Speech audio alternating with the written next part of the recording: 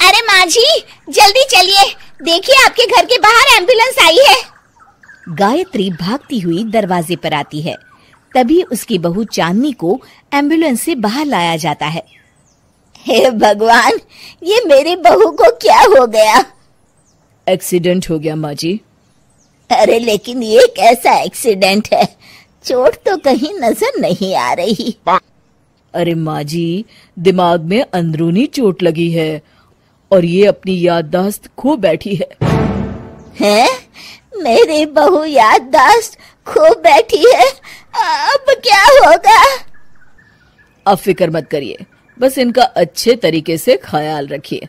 मैंने दवाइयाँ दे दी हैं, अब मैं चलता हूँ। अगले दिन अब तेरी तबीयत कैसी है बहू?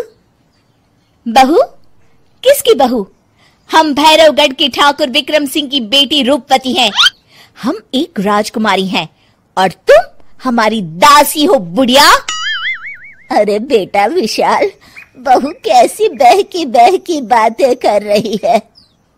अरे कुछ मत पूछो माँ, रात को मुझसे अपने पैर दबा रही थी। सर पर चोट लगने की वजह से इसका दिमाग पूरी तरह खराब हो गया है और ये अपने आप को राजकुमारी समझ रही है। तभी वहाँ चांदनी आ जाती है। तुम दोनों यहाँ क्या खुसुर फुसुर कर रहे हो?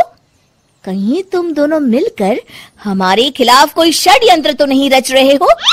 हम तुम्हारा सर तलवार से उड़वा देंगे, समझे?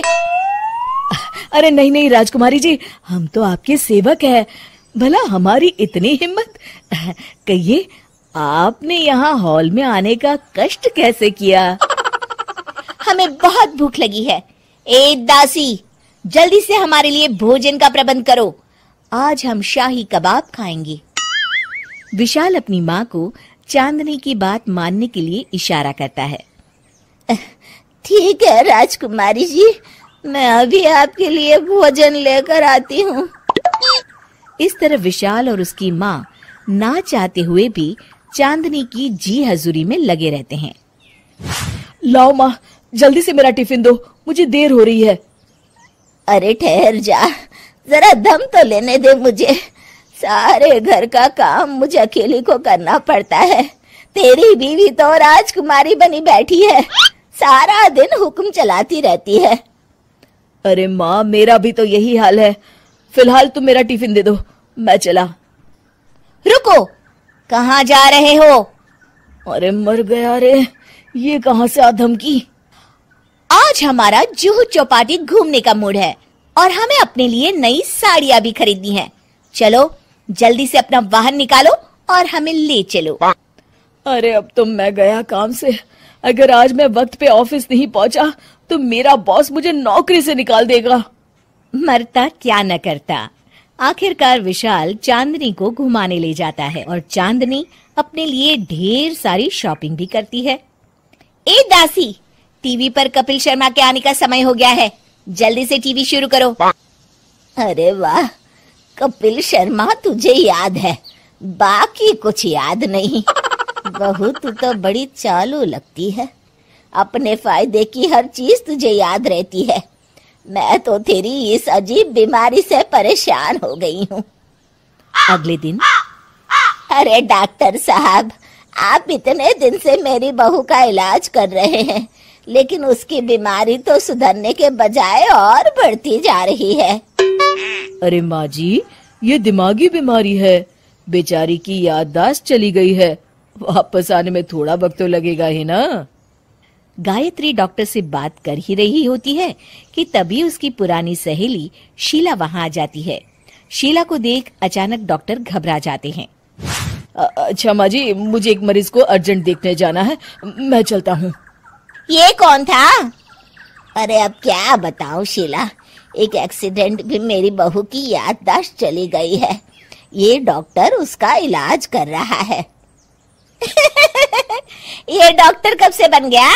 अरे ये तो चमन पान वाले का लड़का है, सारा दिन नौटंकी करता रहता है।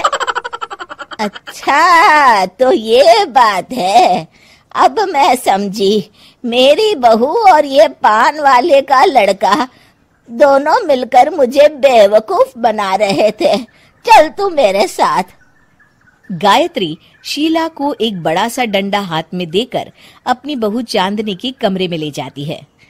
बहू, ये मेरी सहेली है, एक डॉक्टर है। इसने तेरे जैसे न जाने कितनों का इलाज 2 मिनट में कर दिया है। इसका कहना है कि सर पर जहाँ चोट लगी हो, अगर उसी जगह दोबारा किसी बड़े डंडे से जोर से मारा जाए तो मरीज की याददाश्त वापस आ जाती है। देख, हम डंडा भी लाए हैं।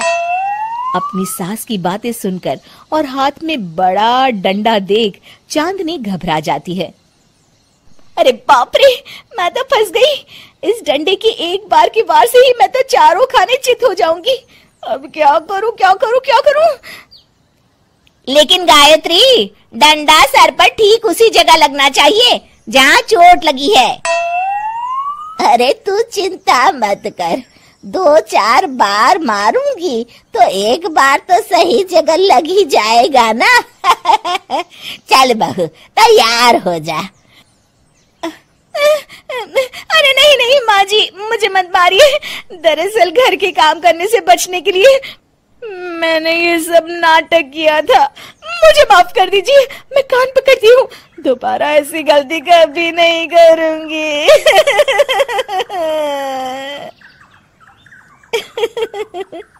क्यों दोस्तों, कहानी कैसी लगी हमें जरूर बताइएगा।